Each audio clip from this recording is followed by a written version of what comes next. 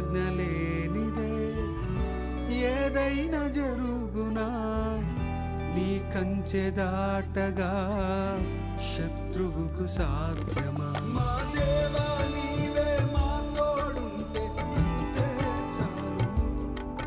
అపవాది తలచిన కీడులన్నీ వేలైపోవును.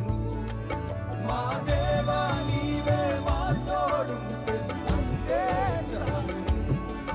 అపవాది